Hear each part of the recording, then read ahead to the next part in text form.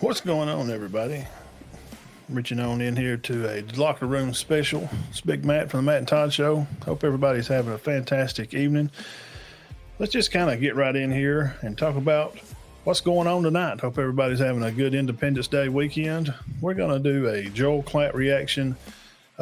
He's sitting down with Sankey, and they're going to talk about topics of this NIL stuff that's going on. So let's get over here and see what Mr. Klatt has for us this time. That being said, I want to say I am a huge proponent of NIL. What's happening now in NIL with the ability of coaches and influencers, some with less than scrupulous means, the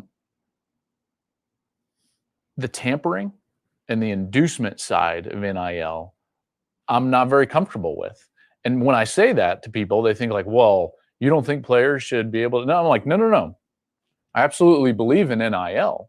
What I don't believe in is NIL being used for inducement and for tampering, in particular in the portal. What, if anything, can be done in those two areas? Yeah, I go along with that, and I agree 100%. Absolutely. There's no reason that, a college should be able to use money, inside of just pretty much saying, hey, if you come over here, we'll get you the biggest NIL deal we can get.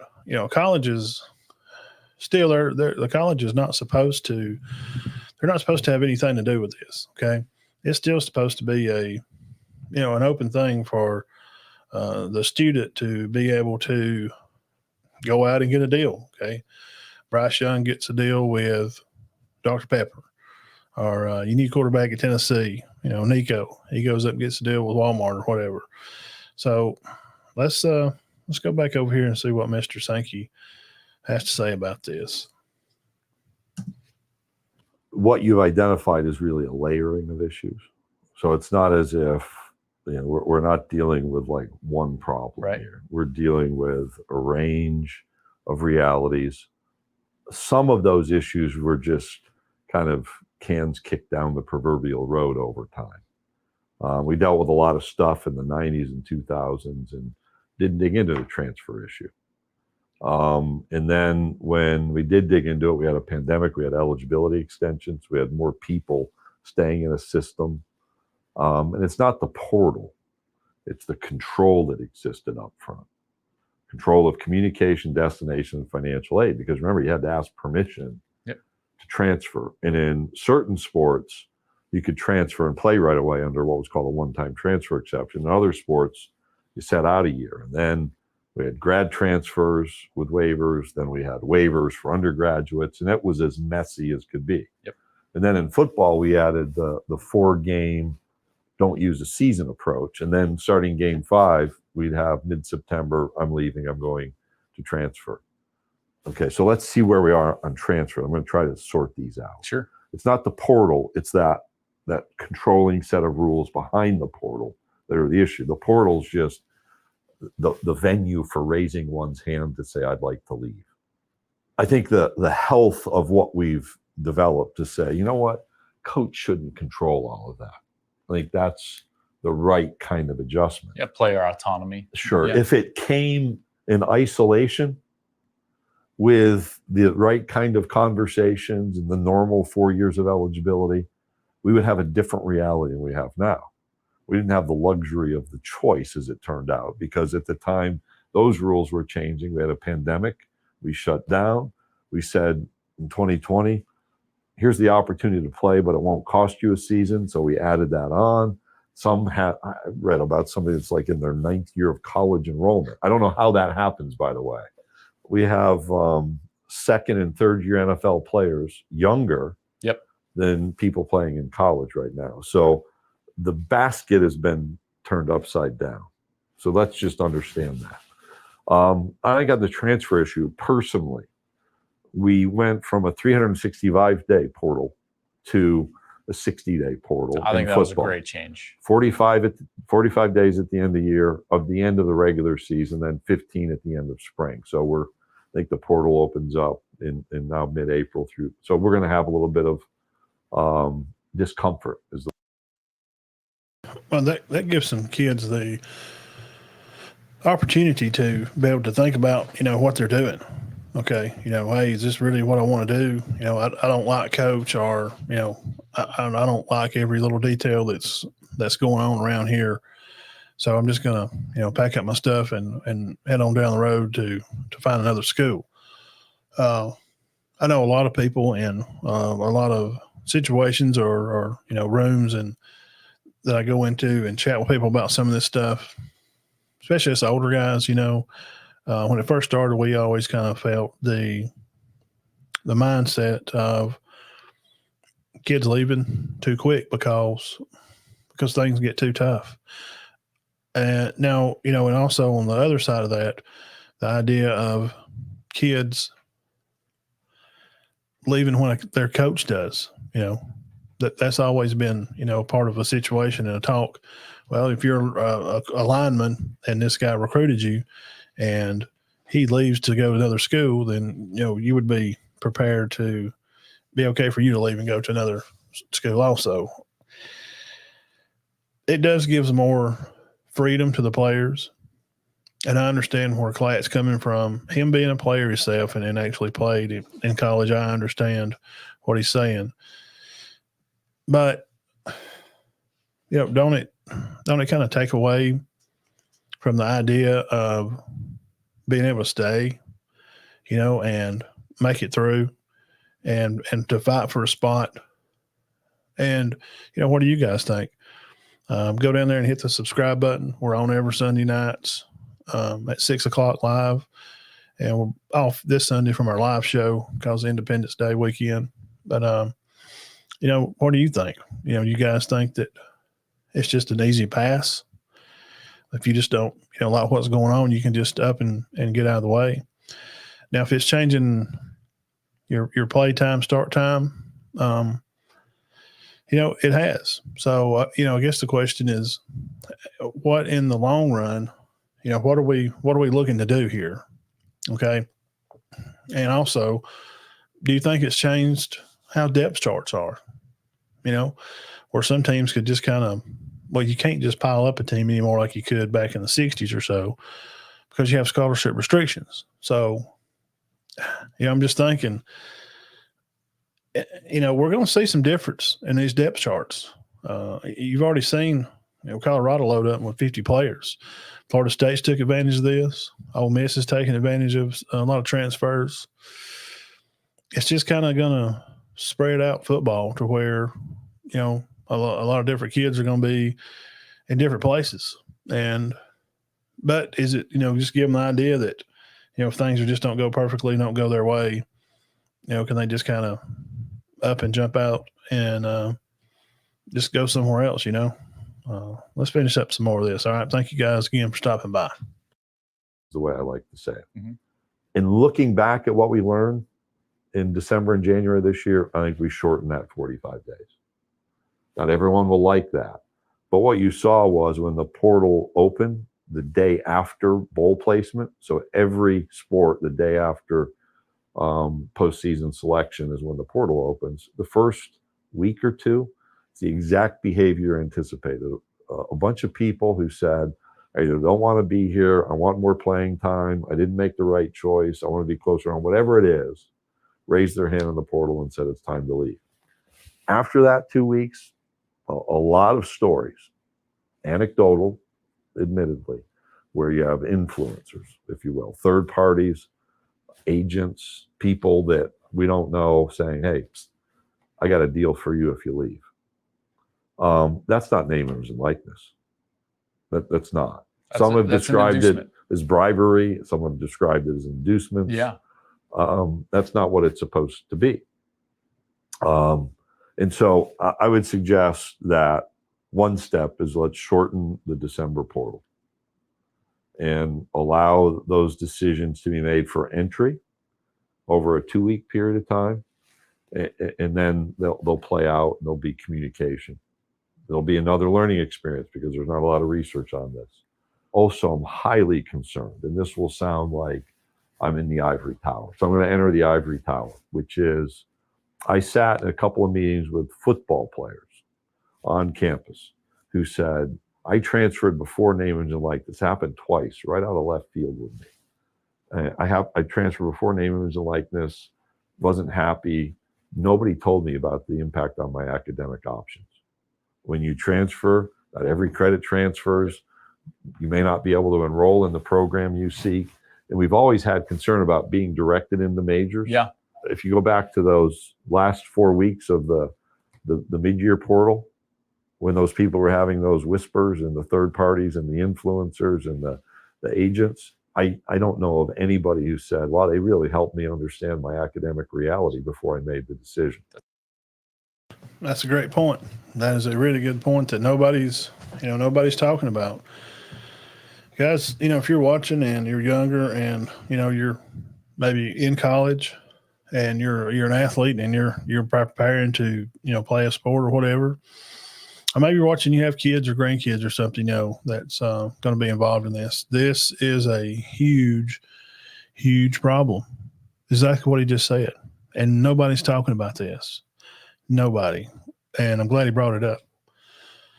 Now, I think you kind of understand what he's saying. If you don't, I'll just break it down in a little piece here. Basically, hey, say you're majoring in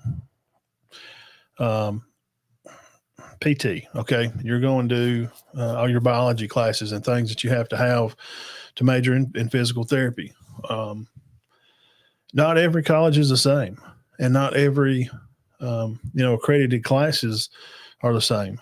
And you still have to have undergrad classes before you're even going to do your graduate studies. And some academically, I know this from experience, you have to have certain classes that they're non-con classes. They're a non-requirement class, but you still have to fill these certain particular amount of hours. So if you got 9 hours, which is 3 classes, then they may not be the same at Colorado as they are at Georgia. So if you're doing the same type of major, these classes, they may be different. So that's something to think about. You think, well, I'll just jump in the portal and, I'll go over here and I'm going to go over here and I'll play football.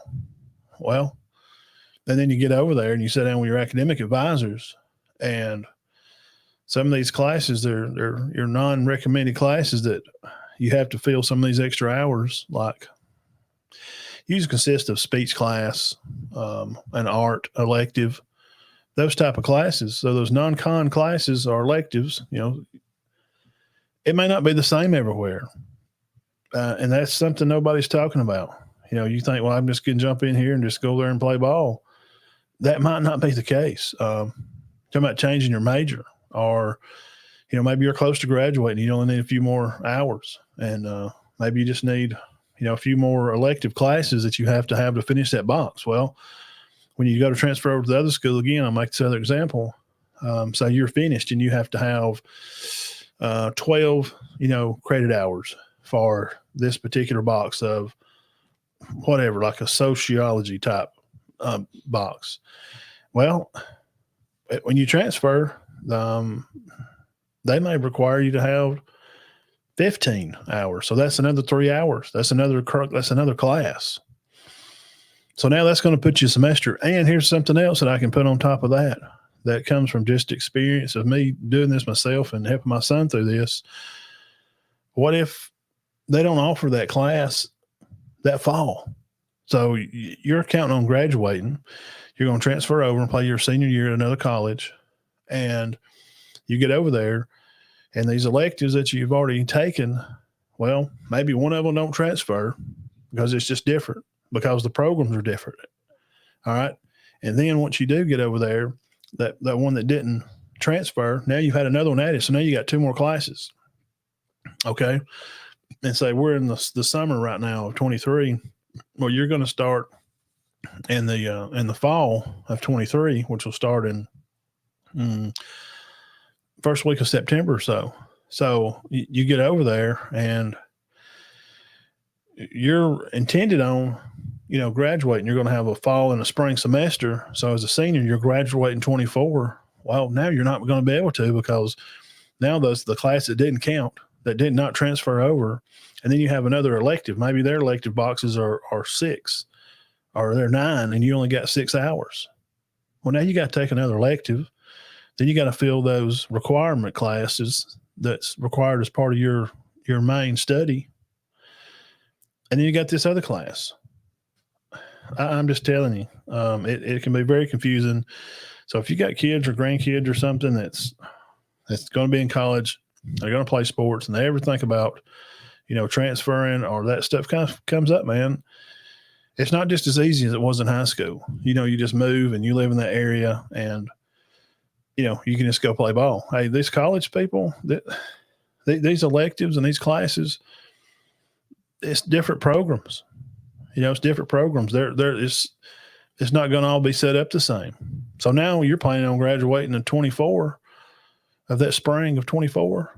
Well, now you're going to have to take summer classes. You're not even going to get to graduate on time. That's a good point. I'm glad that he brought that up. It's a good point. That's such a great point. And that is a long-term life implication. Yep. Exactly. Very big deal. In my experience, people, particularly young people, haven't developed from a maturity standpoint, spend all they make. And we better be thinking about developmental issues. The access to this money at 18 or 19 years old. There's John Grisham writes novels. He wrote a novel about a quarterback, and his observation was the worst thing in life is to reach your peak at 19 years old. That's a personal psychology issue. That's a societal issue, a sociological issue, and it's also a cultural issue. Because then you kind of feel like, what am I going to do now? You've reached your maturity as an athlete. Then what? Now, what am I doing now? And so that then transfers into name, image, and likeness. The football is going to be there, and then it's going to evaporate. And there's those. You've lived a life where you've been able to stay attached to the sport. Coaches have stayed attached to the sport. What are we going to do with the 97% or whatever the NCAA's number that don't go pro or don't have that attachment? Are we fostering their lifelong development? I don't see that being talked about anywhere substantively. And I think one of the reasons why is, even as I speak this, I know there are people listening saying, guy makes a bunch of money, he's commissioner of the Southeastern Conference, he just wants to play football games. No, what I said on my press conference is, after 15 years or so of this work, when I look back, I was asked about legacy. I want young people who at that point will be in their late 30s down to their early 20s to say, I'm glad he led because he impacted me in a positive way. That's been the history of the vast, vast majority of athletic experiences. It's not perfect. We can all find the negative stories. Mm-hmm. But the vast, vast majority of young people who walk through here magnify their opportunities. We don't disrupt their life completely. Again, we're not perfect. We have to think long and hard about what we're seeing right now and whether that does create the platform for success. You bring up an incredible point. Coaches say it all the time to good ones say it all the time. After big wins, the next Monday or at some point, really good coaches who understand the human element will always say, as good as this is, don't let it be the best thing you've ever done. Right. And I've certainly heard that in locker rooms before. What do you want to be defined by? That's right. A moment at the end of a game, that's a moment. In my late 50s, I look back and think, well, I thought were my moments. No, I never had these moments. There is so much out there ahead. And that's really how we have to help people prepare. Yep, I do agree. That's those are just some issues that are not being talked about very highly, and I'm glad that they brought those up. Talking about college is not using the money. There's not supposed to be about them to entice kids, to come play there, and two, your educational awareness. I know you talk about money and football, but we forget these are students. I got a kid that's a student, and you try to evaluate your situation and do what's best for you. And if it's in participation of, you have to move on because of health, something, or, family situation, guys, that happens. But just to be moving, you have to have the confactual thoughts that your academic, situation to move, these classes may not transfer. You got to think about those kind of things. And then in a long-term goal, mental health wise, well, what am I going to do after I play football? What's next? So anyway, I don't want to take up too much more of your time. Again, y'all have a great Independence Day weekend. And just doing a reaction here. Old Joel Klatt. And appreciate you guys for coming by and hanging out with me for another locker room special. And I will be back on maybe one day back to the week. We'll have some more news breaking through. So appreciate you guys for coming by. And we'll catch you guys. Appreciate you.